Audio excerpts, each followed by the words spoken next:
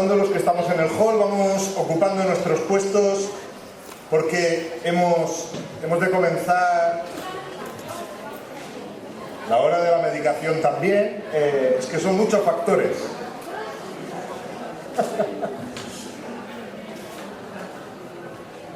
Y luego no podemos perder de vista la encuesta de calidad. Hay que saber qué empanada os ha gustado más, si la de anchoa o la de morcilla. Hay que hacer todas las valoraciones. Bueno, pues los que estamos en el hall, bromas aparte, vamos entrando, nos vamos ubicando. Ya tenemos nuestros invitados de la próxima mesa colocados. Tenemos a nuestros artistas tras las bambalinas. Vamos pasando, por favor, compañeros. Decimos en el hall que vamos tomando asiento porque hemos de comenzar.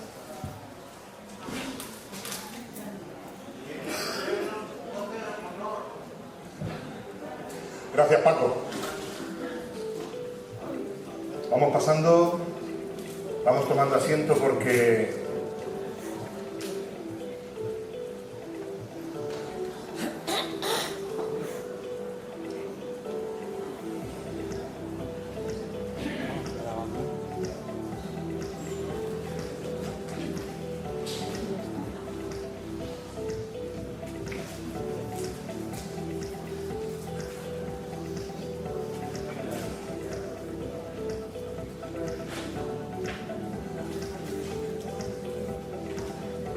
pues tomamos asiento porque comenzamos en breve.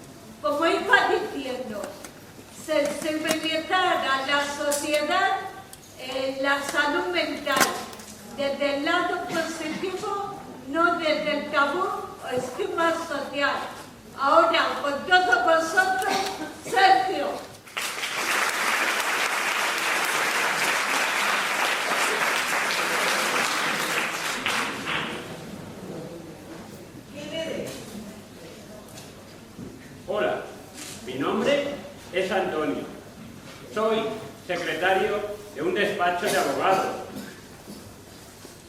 Bueno, a lo que iba. Tengo 30 años. Nací en Zaragoza, pero estoy viviendo aquí desde hace 10 años. En que las circunstancias me trajeron. Las circunstancias y una mujer. ¿Por qué siempre es una mujer? Bueno, en mi caso, siempre es una mujer. Y siempre será la misma mujer. Le debo mi vida, aunque ella siempre me dice que no. Pero, gracias a ella, pude entender que estaba enfermo. Y aunque sigo tratándome, puedo seguir hacia adelante, viviendo y pasando momentos muy buenos. Antonio, ¿estás enfermo? Sí, tengo un trastorno esquizoafectivo. Un problema de la salud mental menos conocido. Porque me quedo por un trocito de todo. Un trocito de la esquizofrenia y el otro trocito de trastorno bipolar. Me apareció cuando yo tenía 20 años. Y trabajaba y estudiaba. Y ya vivía con Laura. Ya un año. Desde que empecé a cambiar sin darme cuenta. De repente me vi un día de muy de subidón, con energía para mucho, pero no me encontraba muy bien. Con lo bien que suena tener energía para todo. Pero tenía miedo. Estaba irritable. Empecé a desconfiar de todo. Y todo mi mundo empezaba a tambalearse. Porque perdí mi trabajo. Porque unos días iba muy acelerado. De un modo chungo, ¿sabes? Y otros días faltaba. Porque no quería salir de la cama. Como veis, mi estado de ánimo cambiaba por temporadas, pero casi siempre con miedo, irritable. Ponía a todos nerviosos, y ellos a mí. Yo pensaba que hablaban de mí. Yo pensaba que se unían a mí para hacerme sentirme peor. Y me encerré en casa.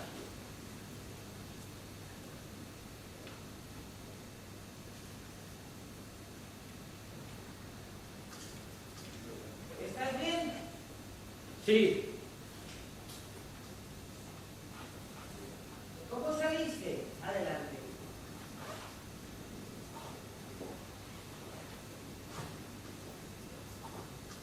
Laura. La respuesta a todo es Laura. Ella en ningún momento me juzgaba. Al contrario, se preocupaba. Ella me decía, ¿qué te pasa? ¿Por qué dices eso? ¿No te das cuenta que estás muy nervioso? Que cada día duermes peor. Y la verdad que yo no me daba cuenta de nada. Pero ella sí. Y tuve que decidir si confiaba ciegamente en su palabra o no. Y menos mal que así lo hice. Y no me arrepiento de nada. Mi realidad ya no era la misma. Es como si tuviese un motor dentro de mí, constante, que no me dejaba parar, que estaba a punto a tirarme a la bebida, a las pastillas para dormir. ¿O qué yo sé lo que estaba a punto de hacer? ¡Coño! Pero Laura me cogía de la mano y entre sus brazos lloraba la impotencia que no podía explicar, la rabia que sentía, que aunque ella me decía que no me entendía lo que me pasaba, que no podía ayudarme, me estuvo acompañando al médico, al psicólogo y al psiquiatra, sin entender el porqué, sin cabrearse conmigo. Se tumbaba en mi cama y me abrazaba para romper el hielo que se había formado en mi corazón, el que casi me hace perder la razón. ¿Y ahora cómo estás? Ahora ahora mucho mejor que antes que la enfermedad. Aprendí a hablar a mi pareja, a expresar lo que callaba, a escuchar a mi pareja. Y siguiendo las pautas de mi psicólogo, como mantener rutinas, de hablar como me siento, descansar y opinar las cosas raras que a veces tengo en mi cabeza, he podido retomar mi trabajo, quedar con mis amigos y en 5 meses seremos papás.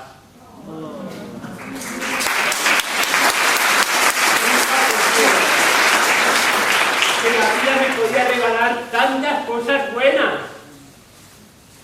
Estar enfermo me ha cambiado, pero con el tiempo para mejor. Ahora no me importa tener coche, ni tener dinero, ni nada material. ¿Quién me lo iba a decir? Ahora solamente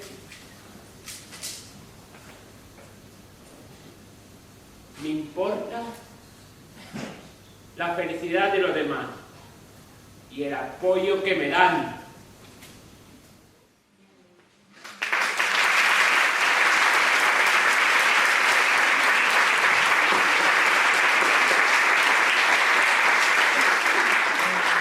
Pues tras esta magnífica comida y esta maravillosa actuación de nuestros artistas del taller de teatro de nuestros centros, toca ahora retomar nuestro trabajo. Si atendemos al argumento de la última serie, que ha sido top 10 en las plataformas digitales, caeremos en la cuenta de que el problema del acoso escolar en nuestros niños y jóvenes está íntimamente relacionado con los consiguientes problemas de salud mental que se originan en esta población infanto-juvenil. Solo tenemos que atender a la última estadística que nos dice que más del 60% de estos niños, adolescentes y jóvenes sufren acoso escolar. Por tanto, no tenemos un 60% más de probabilidades de que se originen problemas de salud mental en el futuro. Este breve análisis de cómo está la situación hoy en día es razón más que suficiente para que en un congreso de este calado abramos la reflexión sobre la importancia del bienestar en pro de la salud mental. Y de esta importancia de la salud mental en la población infanto-juvenil trata nuestra siguiente mesa para la que contamos con unos invitados que saben mucho de este tema. Ellos son doña Maribel Villaescusa, coordinadora de la Unidad Especializada de Orientación de Alicante, que viene en representación de doña Raquel Andrés Jimeno. También nos acompaña don Bartolomé Pérez, psiquiatra de la Unidad de Alcohología del Hospital Universitario de San Juan y profesor de psiquiatría en la Universidad Miguel Hernández, y doña Rosalía Mayor, presidenta de la Asociación de Periodistas de la provincia de Alicante. Muchas gracias por su intervención y les dejamos con María Dolores de nuestra fundación para que modere este encuentro. Un fuerte aplauso para todos ellos.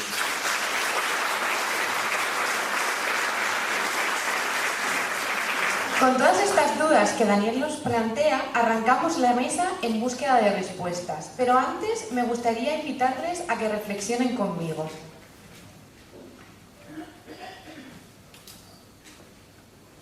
Les pido que piensen en sus hijos e hijas, en sus nietos y nietas, en sus sobrinos y sobrinas, en definitiva, en todos los niños, niñas y jóvenes de hoy.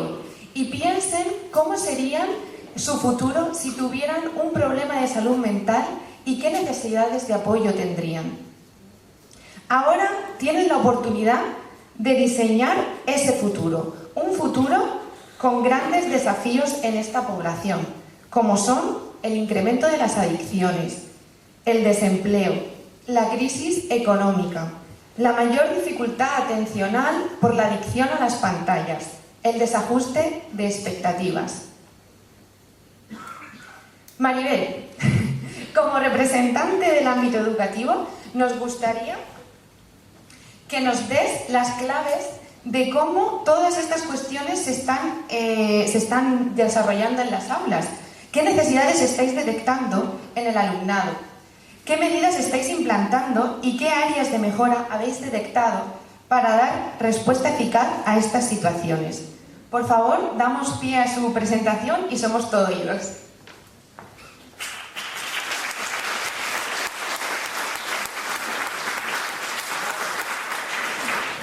¿Aquí mismo? Ya. ¿Me oís bien? Sí. Bueno, las preguntas que me ha hecho vuestra compañera, la verdad es que dan mucho de sí. La idea es un poco dar una visión de qué es lo que hacemos desde educación.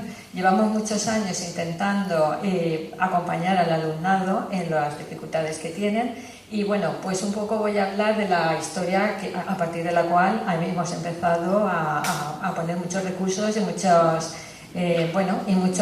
profesionales en esta labor. Bueno, voy a pasar a la sección de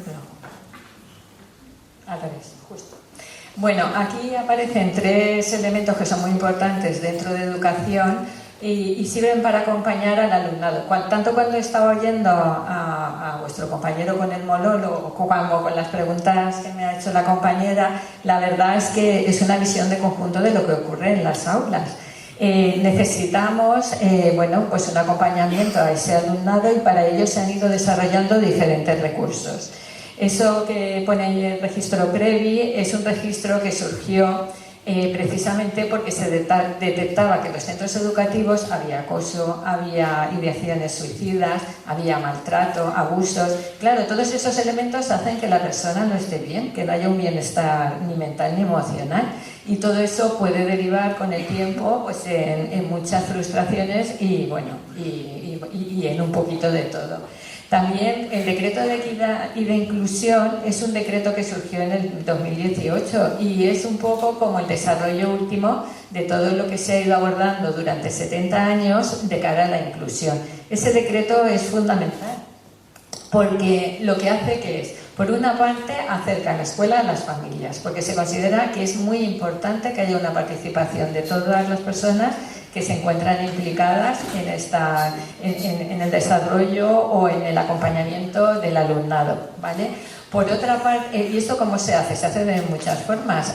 Con el decreto de inclusión, las familias van a poder entrar a los centros, desde personas a nivel profesional que pueden hacer ese acompañamiento hasta las familias pues, participando en actividades de manera ordinaria y normalizada que pueden hacer que el alumno vea que sus familias están ahí, que también pueden hacer una labor. Hay distintas metodologías, desde, por ejemplo, el aprendizaje servicio o los grupos cooperativos. Hay distintas dinámicas que se van implantando poco a poco en los centros para que de alguna manera los padres también intervengan de manera positiva, porque una cosa que vemos es que cuando aparecen los padres a veces, cuando hay un problema, entonces claro, no se normalizan las relaciones y ya partimos de mala base. Y luego también, la verdad es que estos 3 elementos son muy diferentes.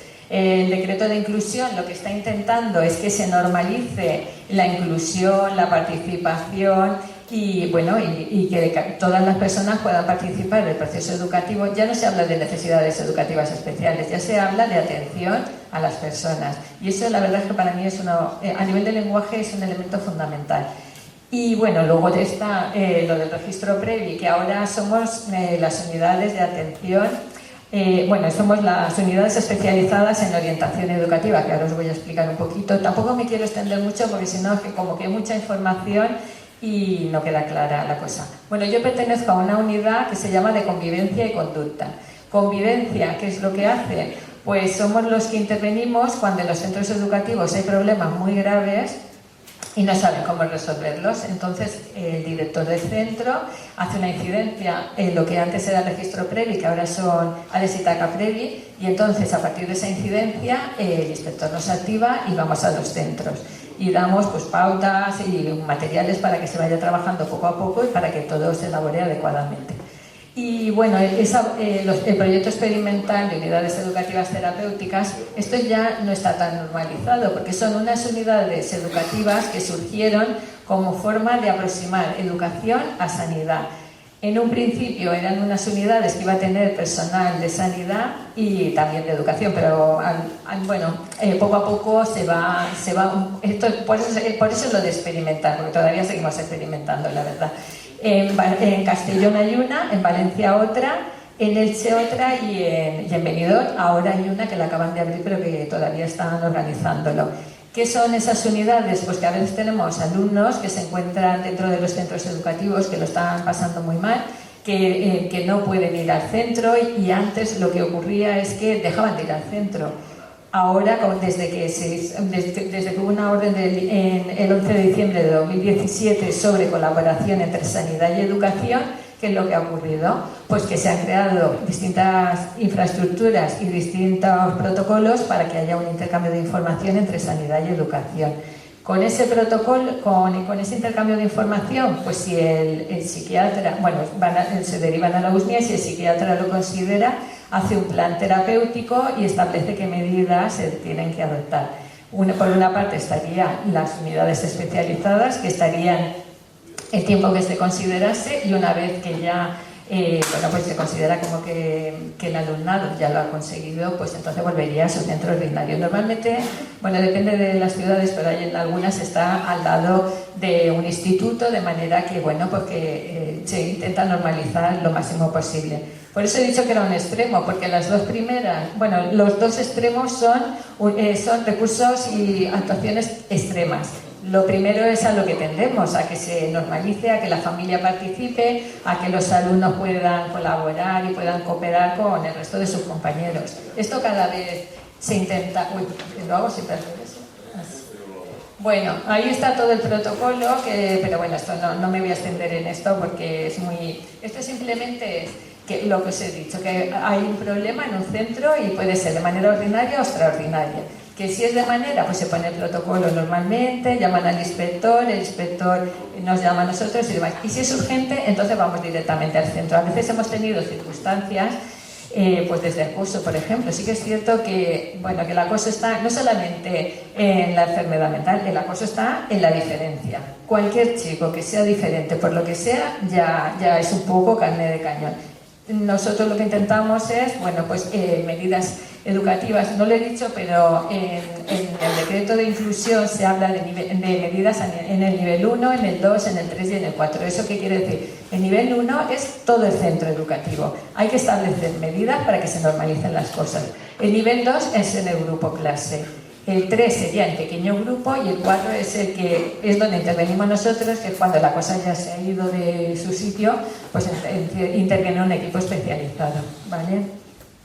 Bueno, pues ya digo, no me voy a extender en eso. Bueno, este es el decreto que os estoy comentando, que es el decreto desde en los años 90 ya se empezó a hablar de inclusión, pero ha sido algo que ha ido progresivamente y al final, y por fin en el 19 ya salió nuestro decreto y gracias a él pues se han podido implementar muchas medidas. Ya se habla de diferentes niveles. Ya el alumno ya no es un alumno con necesidades educativas especiales que hay que sacarlo del aula para que se le atienda en otro sitio, ¿no? Ya tendemos más a la codocencia, a utilizar a los compañeros tutores. Hay una serie de recursos que se tienen que ir utilizando para que al final los alumnos pues sean pues eso, personas que necesitan un acompañamiento, sobre todo a nivel emocional. Bueno, ahí están las tres web que yo comentaba, y hay otra que es la de Benidorm, pero esa está en plan experimental. Bueno, aquí están todas las medidas que se han ido tomando desde Consellería con el objetivo de ir acompañando al alumnado diferente, ¿vale? Pues desde el decreto de orientación que os he comentado, nosotros funcionamos mucho por protocolos.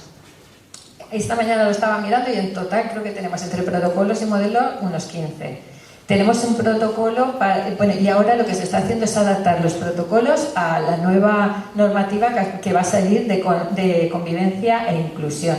Esto es muy importante porque dentro de ese decreto ya empiezan a establecerse algunas medidas como las prácticas restaurativas. Cuando hay un conflicto, muchas veces, bueno, ahora ya no, pero antes más, lo que se tendía era a, disciplina. Ahora no, ahora lo que se trata es, bueno, aquí hay dos partes, hay alguien que ha sido acosado, pero también hay personas que están acosando porque seguramente detrás llevan ahí una historia con muchas dificultades. Pues somos un centro educativo, no somos un correccional. Nosotros lo que tenemos que hacer es ayudar a los centros a que se establezcan todas las medidas para ayudarles a que vayan adelante. Bueno, y luego ya más o menos la coordinación con sanidad que os había comentado. Estos son todas las UEOs que hay. Esto es un proyecto de Europa que se ha puesto en marcha a partir de ahí. Entonces hay pues de todas las áreas. Ahí no es que solamente haya de eso, sino que la referencia en Alicante es convivencia y conducta, en Castellón es discapacidad motora, en Elche son las sensoriales, en Játiva altas capacidades. Se intenta un poco responder desde el mundo educativo a todas las necesidades que puedan haber, ¿vale? A ver. Bueno, este es otro aspecto muy importante, por lo menos para mí. Hay que empezar a trabajar a todos los niveles el bienestar emocional, porque lo hemos visto a partir de la pandemia. Nos estamos encontrando con que las alteraciones a ese nivel son exponenciales. Las ideaciones suicidas, las autolesiones y los acosos, sobre todo, como claro, durante la pandemia han estado mucho tiempo en casa. Su manera de relacionarse, porque tienen edad de eso, ha sido a través de las redes sociales. Eso ha provocado, por una parte, ahora tenemos más acoso en redes que acoso que también lo hay en los centros. Pero muchas veces porque no saben relacionarse. El modelo de bienestar emocional, esto es el protocolo de autolesiones, pero yo creo que eso no es tan importante, pero el modelo en que se basa todo el proceso, que estamos intentando implantar en los centros educativos, se basa en este diagrama de los arcos de Kasser, que lo que trata sobre todo es trabajar a nivel de... los chicos, todas las competencias emocionales que adquieran, no solamente son para trabajarlas en clase, son para trabajarlas también en la escuela, en el barrio, en la comunidad, porque luego se van a tener que acceder a ello. Entonces, sí, como veis, hay dos que son más intrapersonales, que son la autoconciencia y el autocontrol, aunque a mí más que autocontrol me gusta autorregulación, porque sean capaces de autogestionar sus emociones, lo que sienten, lo que les pasa. Todo esto se está intentando implantar dentro de los centros educativos. Yo cada vez oigo más hablar de actividades de bienestar emocional, aula emocional. Yo creo que las emociones son fundamentales porque si nos sentimos bien, somos capaces, de convivir, de relacionarnos y de expresarnos más adecuadamente. Y luego también tenemos, respeto. Luego ya veis que hay otras que son más interpersonales, como la conciencia social y las habilidades sociales. Cada vez que acudimos a un centro por algún caso, tanto de ideaciones como de acoso, como cualquiera de estas dificultades, siempre hay a la base dificultades de habilidades sociales. Claro, como no las tienen, pues no saben relacionarse y a partir de ahí aparecen los problemas.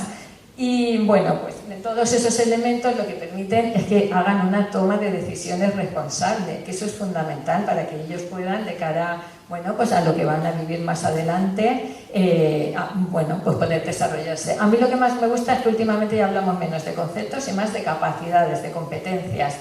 Hay ahora, a partir de la LOMLOE y de un decreto que ha salido de currículum, ya se está empezando a hablar del perfil personal y todo eso es que es fundamental, porque si yo pienso en esa persona, en cómo se va a desarrollar y hacia dónde puede llegar, la verdad es que le estamos favoreciendo mucho todo el itinerario que pueda tener después. Muy deprisa, ¿eh? He metido antes un poco, quiero contar tantas cosas, pero contaremos lo que dé tiempo y ya está. Y esto es muy importante que se participe a nivel de comunidad. Ya sé que he hablado del proyecto de aprendizaje-servicio, pero es que me parece una de las metodologías fundamentales, porque no es voluntariado, el voluntariado es otra cosa. Es un voluntariado que además va vinculado a un aprendizaje académico y hace que eso sea bueno, pues un servicio a la comunidad, porque estás haciendo algo por los demás, y eso al final va a toda la comunidad, y a todo el barrio, y a toda la comunidad no educativa, sino a la comunidad de la población. Y bueno, no sé cuánto me queda. Ya nada, me he pasado, ¿no? Vale. Bueno, pues simplemente comentar que, bueno, tampoco quiero yo extenderme. Bueno, muchas gracias, y de todas formas, cualquier cosa, contad conmigo.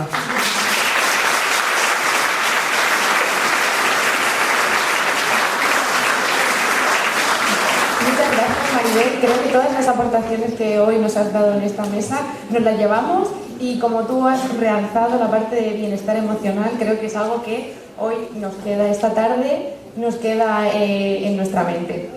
Bartolomé, como profesional del ámbito sanitario,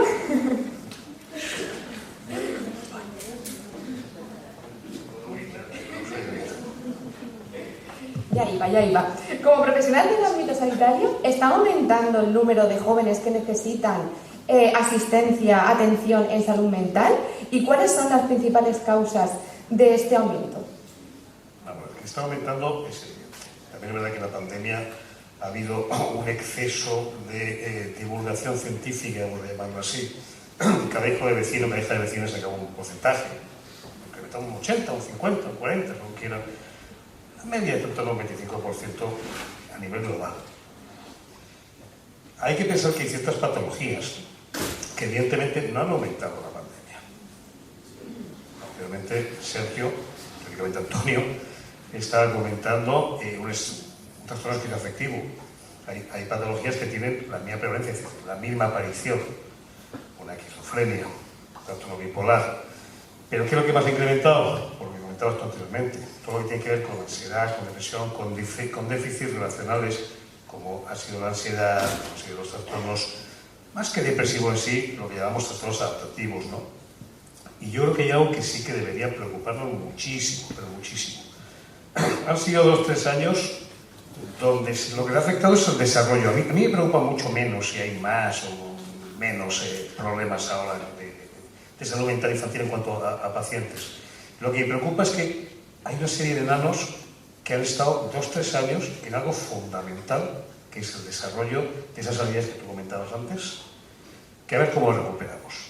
Y me da miedo que nos planteemos, bueno, esto ya pasó, ¿no? Borrón y cuenta nueva. Pasó la pandemia. Ahora viene la recesión, cuidado. Y recordemos el 2008 lo que fue. Entonces, ahí creo que sí que hay que hacer un esfuerzo, porque si no, efectivamente tendremos problemas, sobre todo de trastorno de la personalidad, bastante importantes a partir de ahora. Entonces, Bartolomé, ¿cómo podemos prevenir estas situaciones? Hay muchas estrategias puestas en marcha, pero quizás no son suficientes. ¿Qué falta? ¿Qué más hay que hacer en materia de prevención? A mí, disculpadme, yo soy muy bruto, lo he sido siempre, y muy directo. Entonces, sobra paja mental y falta acción, falta proactividad. Es decir, por ejemplo, el registro previo es algo fundamental, pero me ha gustado mucho lo que estás comentando, el último gráfico, ¿no? Que se empieza a hablar de concepto de promoción de la salud mental, de prevención, porque registrar lo que pasa, bueno, eso es necesario, si no lo podemos planificar, pero lo triste es que pase. Entonces, tú dices, ¿dónde está el punto? El punto es clarísimo, fíjate, como psiquiatra, como padre, como ciudadano, como persona que se ha dedicado muchos años a la planificación de políticas públicas y que sigo haciéndolo fuera del país, en otros organismos, creo que lo fundamental es cambiar un poco el chip y no respetar, apoyar de verdad el sistema educativo. No la salud mental, que sí, pero el sistema educativo. ¿Por qué? Mira, los padres, las madres, dejamos siempre a nuestros críos que crezcan en el sistema educativo. Vamos a ser claros. Yo no me considero ni un gran padre ni un mal padre, pero tengo muy claro que los docentes que han criado a mis hijas tienen una parte muy importante en cómo son, como los que me criaron a mí. Digo, termino criar, porque no fue solamente a clase. Yo no me acuerdo qué carajo estudié en primero de básica, soy de básica, entiéndanlo, de educación general básica. Sí me acuerdo de la impronta, de las cosas que me transmitían, me enseñaban, de los principios, de los valores, de cómo aceptar un castigo, de cómo aceptar un error, de cómo celebrar un triunfo. Todas esas cosas quizás la ciudadanía no se da cuenta. Yo creo que tenemos el mundo al revés de verdad. Y esto no es una quimera. Esto no es una quimera. El sistema educativo es lo primero, pero no el que nos transmitan conocimientos, el que formen a la gente que estamos dejando ahí. Habrá muchas enfermedades que efectivamente, como decía, tienen condicionamiento genético. Van a aparecer más o menos igual, pero en menor intensidad. Pero hay muchísimas que lo vamos a quitar encima. Si convertimos el tema en un sistema de verdad formativo humano. Repito, somos un país maravilloso. Tenemos una cantidad de graduados universitarios genial para poner el título en el cuarto de baño. Nos falta apoyar el sistema educativo para decir, esa gente es la que está formando a nuestros hijos y a nuestras hijas, pero formando como seres. Y ese es el principal factor de promoción. Si hablan de actividades concretas, más allá de esto, que no es una quimera, porque joder, cada 4, 5, 6 años están cambiando las leyes orgánicas de educación. Unos y otros solamente lo que se preocupan es ideologizar. Vamos a ser claros, no hay otros cambios, yo no veo otros cambios teóricos, pero veo prácticos. Y introduzcan el concepto de promoción de la salud mental. Apliquemos eso. Promoción primero, luego prevengamos. Y finalmente resistemos. Pero primero hay que promocionar. Y es esa proactividad que creo que corresponde. Pero claro, los poderes públicos nunca van a hacer nada con lógica si la ciudadanía piensa otras cosas.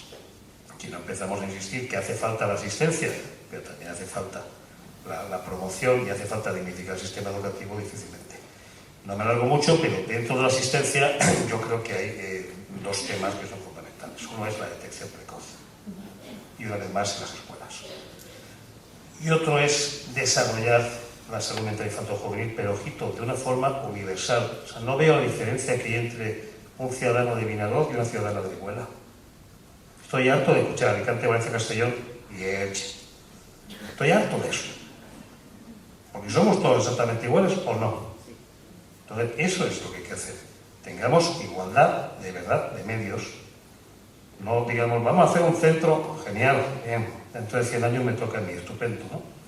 Pero hacerlo como una política totalmente normalizada. Y si salimos así, cuando menos en mi campo más puro, que es el de adicciones, sí te diría que los grandes epidemiólogos indican que en torno a un 50% desaparece el problema. Mejor prevención que esa no podemos hacer. Una de las consecuencias más graves que padecen los jóvenes con adicciones y otros diagnósticos de salud mental es el suicidio. Tú, como psiquiatra, ¿qué crees que se necesita para dar una respuesta más eficaz para que este hecho tan grave disminuya? Si fuera por escrito te diría, remítase a la pregunta anterior, a la respuesta anterior, ¿no? Digamos que es lo mismo, o sea, claro que hace falta detección, hace falta registros, porque sin registros la gente no es consciente del problema. Lo triste es que acabe siendo, pues eso, pues una cosa que pasa, ¿no? Nos damos mucha importancia y ya está. Si de verdad queremos solucionar, mirad, el plan de suicidio, y esto no es culpa de un gobierno ni no, esta es la realidad. El plan de suicidio 16-20, esta comunidad, planteaba seguir el objetivo de la Organización Mundial de la Salud, que era bajar un 10%. El resultado ha sido un 10.2% por encima, o sea, ha subido. ¿Qué mal lo han hecho? No, simplemente, bueno, pues miren, no ha salido como el resto de España, que también ha subido, pero solo un 2%. La cuestión es que quizás el enfoque es que estoy comentando, y el que tú estás comentando, o sea, vamos a desarrollar acciones dentro de la escuela y vamos a tener una salud mental infantil-juvenil, insisto, universal, porque no es universal, y es un derecho universal, el de la salud. Y universal no es cuando tengo que hacer 50 kilómetros o 100 kilómetros para la tienda. Entonces, simplemente normalizando, o sea, yo creo que al final la salud mental en general lo que hace falta es ser vulgar, corriente, ya que somos la cenicienta del sistema, ni eso, no nos consideren. Háganos como cualquiera. Yo siempre digo, y discúlpeme si hay alguno presente que me parece muy dignos, yo no soy como el urólogo, que nos mete el dedo en el culo a los hombres, entiéndanme, que parece desagradable, pero muy importante. Por esto igual, hago normalito y cualquier especialidad, por supuesto atención primaria, que es lo fundamental, está en todas partes. Eso es lo que hace falta. Vamos a promover esos factores de protección y entonces tendremos menos suicidios. Vamos a detectar situaciones de riesgo, prevengamos y tendremos menos suicidio. Y vamos a tener una salud mental infantil-juvenil normalizada y tendremos menos suicidios. Yo no sé si 10, 15, 20, 50. Ahora es evidente que el cambio sería de la noche a la mañana. Y eso, lo más gracioso, es que barato. Pues muchas gracias, Bartolomé. Entonces nos quedamos con la promoción. Efectivamente. Gracias.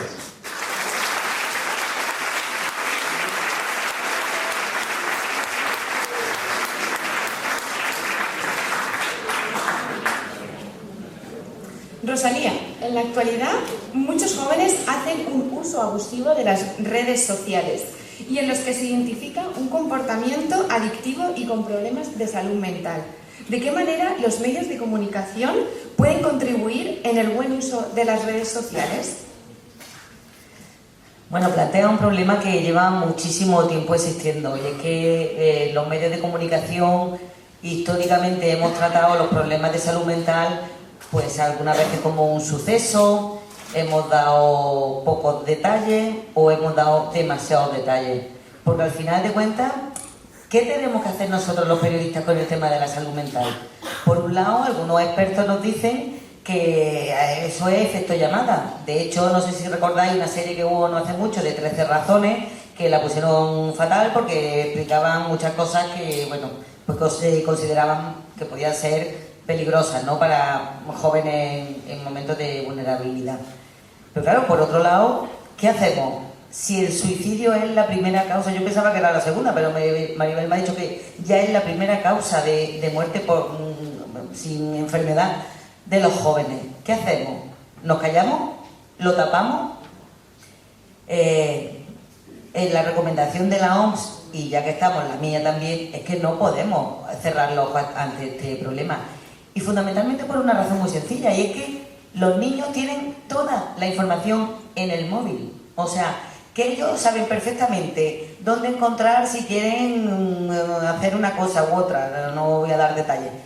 Somos nosotros, los padres, los tutores, los profesores, los que no tenemos ni idea de lo que ven los niños.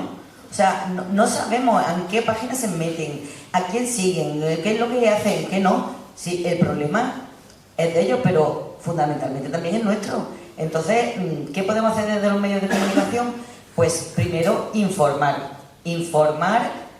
nos guste o no, porque las cosas de las que vamos a informar a la sociedad no le van a gustar mucho, porque hemos estado muchos años mirando para otro lado, sin querer ver esa realidad.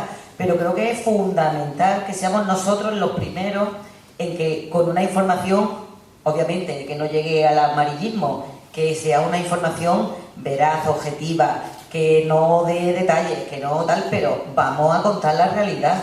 Así que yo creo que esa es la primera gran ayuda que podemos hacer los medios de comunicación ante un problema como el de la salud mental infantil.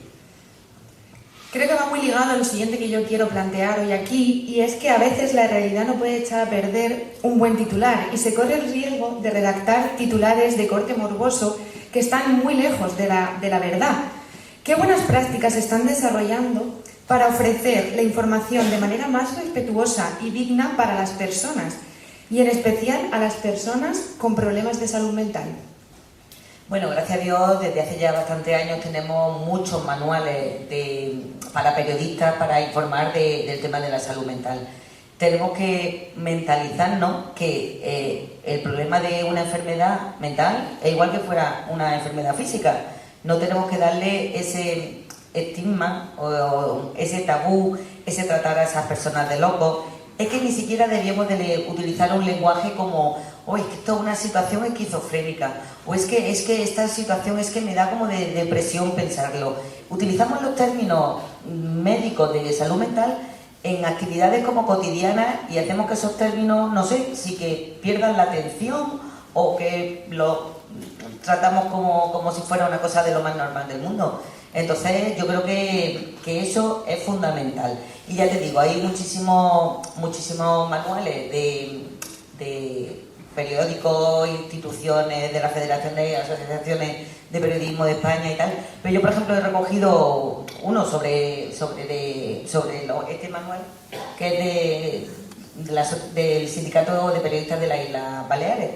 Y bueno, pues tiene una serie de prácticas como, bueno, pues considerar los trastornos de salud mental como un problema de salud pública, evitar dar relevancia a la enfermedad mental por encima del resto de circunstancias personales, dar voz a las personas que tienen problemas de salud mental para romper estereotipos, difundir historias de superación, poner el acento en los derechos en lugar de en la compasión. O sea que tenemos muchísimas posibilidades de tratar a la enfermedad mental como se merece. Porque además lo que debíamos de evitar fundamentalmente, aparte de esas buenas prácticas, pero debíamos de evitar pues generalizar, porque los problemas de salud son tan diversos y comunes que quienes los padecen son un colectivo súper variado, no estigmatizar, tampoco relacionar los trastornos mentales con la violencia, porque no siempre es así. No se puede presentar a una persona que tiene un problema mental como una persona anormal o incurable, y etcétera, etcétera, etcétera.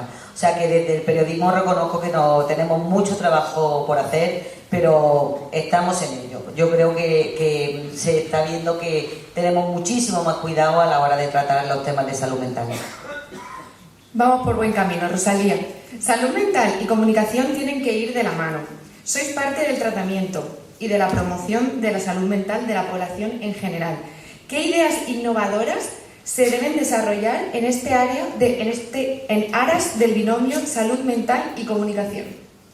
Pues mira, de la Asociación de Periodistas de la Provincia de Alicante acabamos de poner en marcha este año por primera vez, aunque en otras provincias llevaba tiempo haciéndose, un programa que estamos colaborando con la Diputación de Alicante sobre alfabetización mediática. En este programa, pues los periodistas que han querido participar se han formado sobre desinformación, sobre publicidad, sobre identidad corporativa y sobre todo sobre pensamiento crítico. Y entonces han empezado a dar clases en colegios. Por ahora, porque terminamos el 4 de noviembre, hemos estado ya en 13 poblaciones de toda la provincia, en 22 colegios diferentes, y vamos a dar más de 200 charlas. Yo creo que es absolutamente imprescindible que los niños empiecen a entender que las redes sociales son una cosa que está estupenda, súper divertida y tal, pero peligrosísima. Yo me hago cruces cuando veo que los niños pues siguen a personajillos en las redes sociales que les dicen lo que tienen que comer, lo que tienen que tal, cómo para adelgazar, no sé cuánto y tal, y los creen a pie juntillas.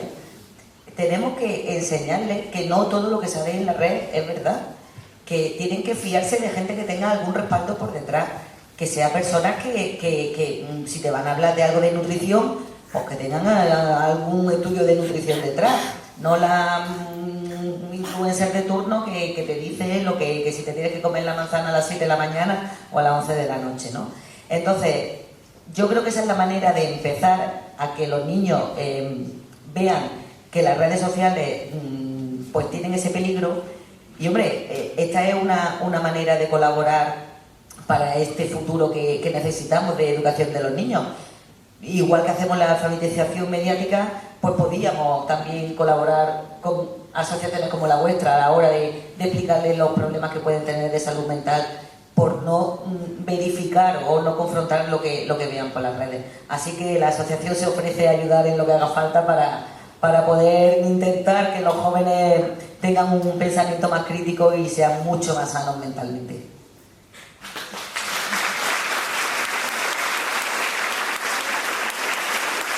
Rosalía, creo que recogemos aquí delante de todos esta invitación. Y bueno, para Adiem siempre ha sido muy importante, bueno, tú hablabas de guías, de protocolos, y creo que bueno, Adiem siempre ha mostrado la guía de estilos, ahora te la hacemos llegar para que la vean. Las palabras importan y desde la Fundación queríamos dártelo en representación un poco para que también puedas tú, ¿no?, ahora tener ese deber de compartir con tus compañeros de profesión que las palabras sí importan y que hay que cuidar el lenguaje en salud mental. Muchísimas gracias, vamos, desde hoy lo ponemos en marcha.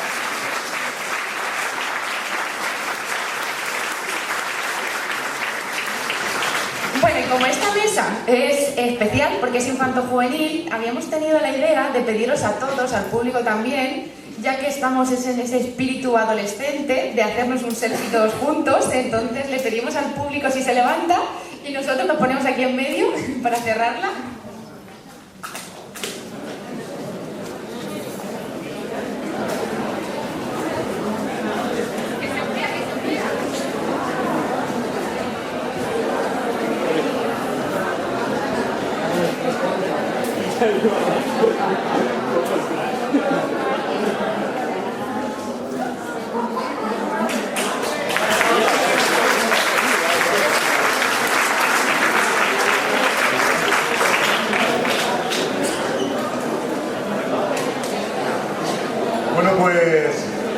Tomamos asiento de nuevo mientras despedimos a los invitados de esta tercera mesa. Creo que les podemos brindar otro fuerte aplauso, ¿verdad? En gratitud, en agradecimiento. Y mientras abandonan el escenario, nos vais a permitir que volvamos sobre nuestros pasos y retomemos aquella mesa número 1 de la mañana que trataba sobre las infraestructuras, que tenía por moderadora a Irene. Vamos a pedirle a Irene que venga porque se nos quedó un invitado que intervenía de manera telemática, que no pudo asistir, que estaba muy interesado, que ha hecho sus deberes y que tiene que aportar al Congreso. Por eso le pedimos a Irene que nos presente a Luis Bañó y la aportación que tiene que hacer. Muchas gracias.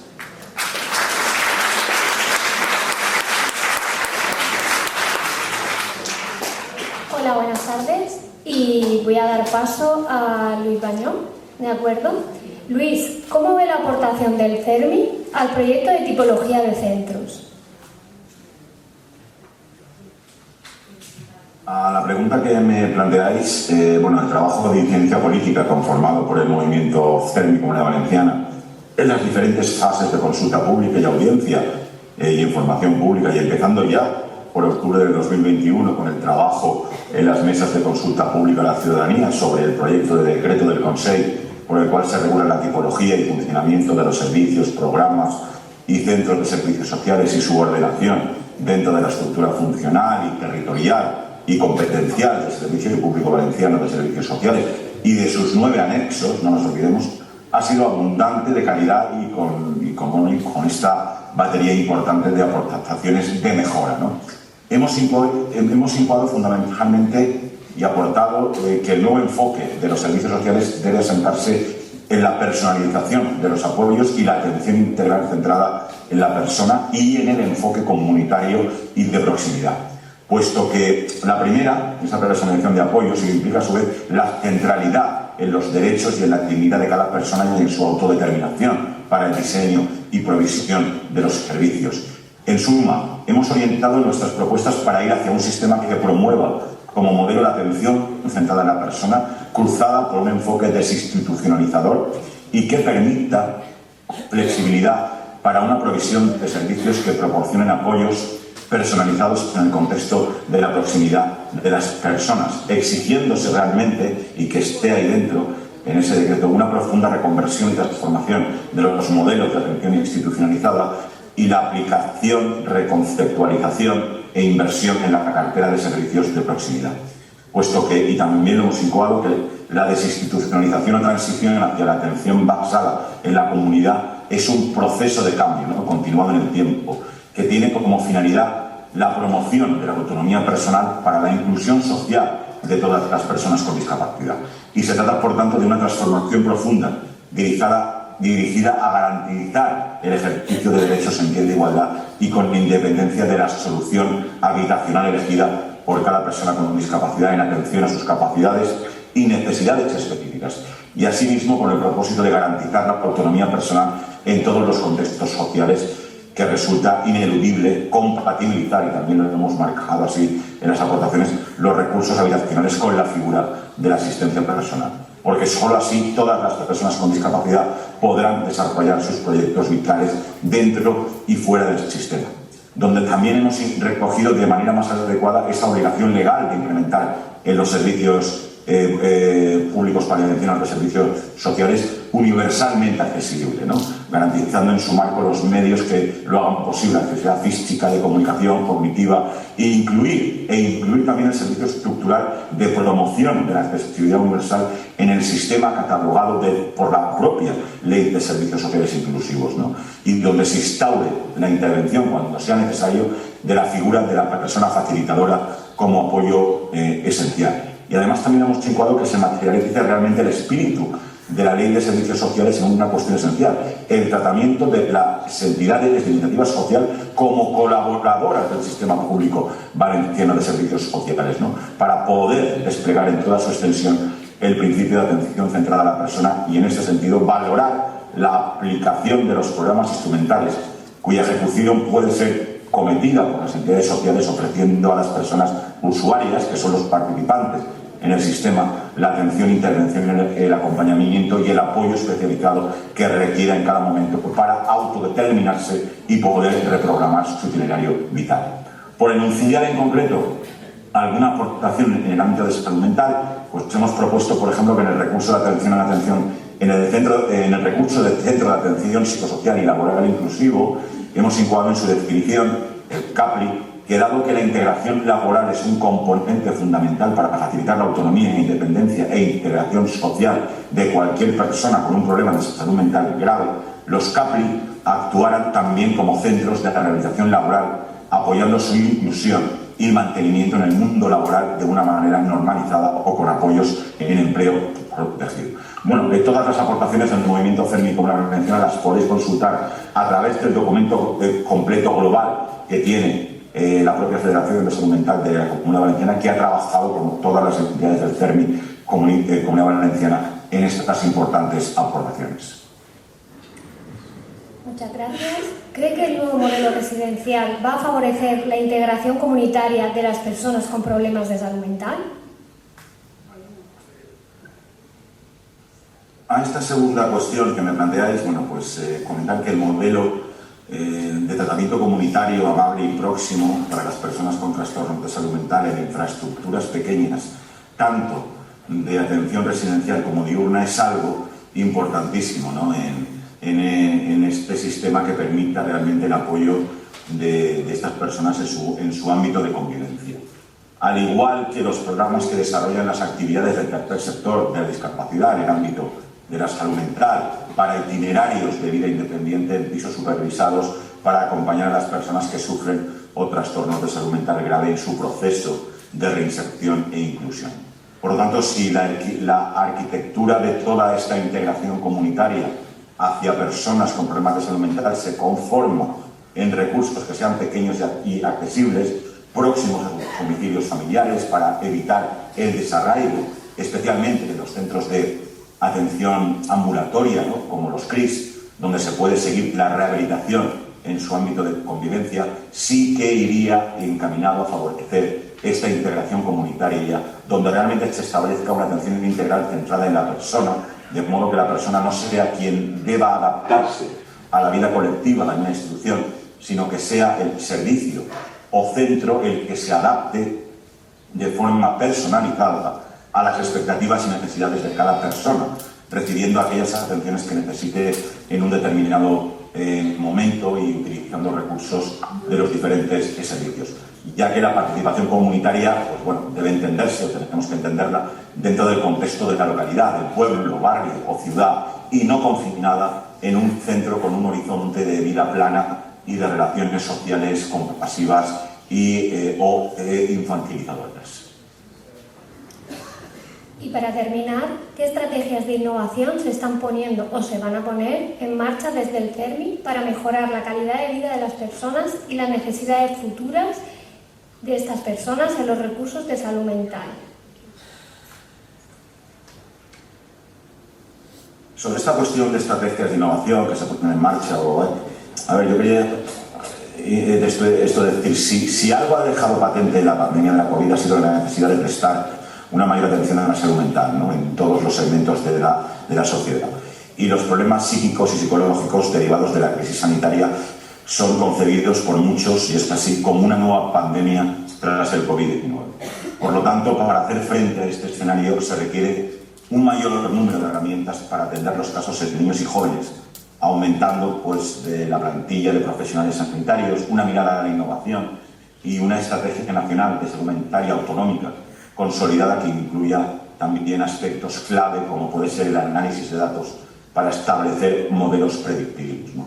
Desde el movimiento CERMI y Comunidad Valenciana, el movimiento CERMI en general, priorizamos, incidimos políticamente y ponemos como algo indispensable que los recursos que potencian la autonomía personal y buscan mantener las personas con trastorno mental grave en su entorno social y familiar a través de servicios de atención social complementarios, como las viviendas tuteladas, los CRIS y los recursos de orientación laboral que favorezcan su inclusión y su integración, es una estrategia de innovación irrenunciable, ¿no? Además, desde el movimiento CERMI Comunidad Valenciana y junto a la Federación de Salud Mental Comunidad Valenciana exigimos en que es muy importante la formación, ¿no? Campañas de sensibilización e información de calidad como piezas clave para empezar a eliminar estigmas sobre las personas con problemas de salud mental y que se enfoquen en los programas concretos de ámbito de la salud mental el paradigma de derechos humanos y de género, puesto que los derechos humanos son la piedra angular de la salud mental. Por constituir esto es una asignatura realmente pendiente en España completamente, ¿no? Y donde se exija el respeto de los derechos que garantiza la Convención Internacional de los Derechos de las Personas con Discapacidad, puesto que existe una vulneración sistémica de estos en el caso de las personas con problemas de salud mental.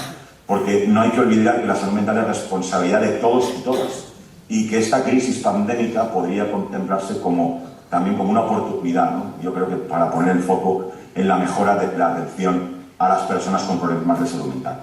Como también importante e innovador conformar estrategias para atender adecuadamente a las familias en su conjunto, ¿no? Con una estrategia global que atienda también el entorno social de la persona, porque, y eso todos lo sabemos, porque el 85% de la carga de los trastornos mentales recae muchas veces en el ámbito familiar.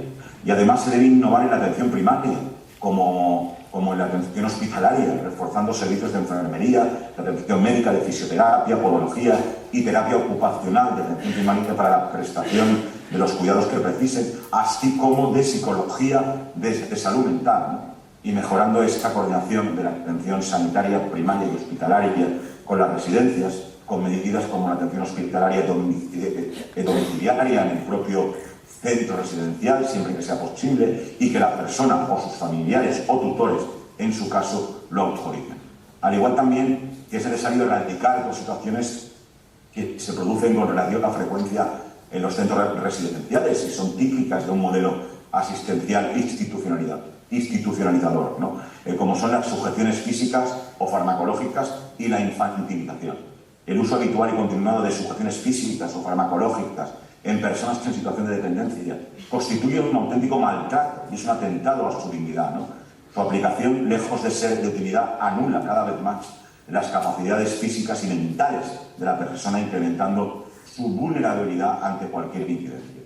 Y contribuir todas las entidades que trabajan por la salud mental y desde el propio CERMI, que seamos vigilantes de la implementación adecuada de la propia estrategia de salud mental española y el futuro Plan Valenciano de Acción para la Salud Mental, Drogodependencias y Conductas Adictivas, dotándole realmente de recursos económicos suficientes y así, desde el CERMI Comunidad Valenciana, lo hemos incoado y lo incoamos en nuestras propuestas propositivas, por ejemplo, para presupuestos de la Generalitat 2023, hacia este futuro Plan Valenciano de Acción para la salud mental, para que se puedan desplegar las acciones que son necesarias para la mejora de las condiciones de las personas con problemas de salud mental. Vale, darle las gracias a Luis Bañón porque aunque no ha podido venir, sí que ha buscado un rato para poder estar con nosotros.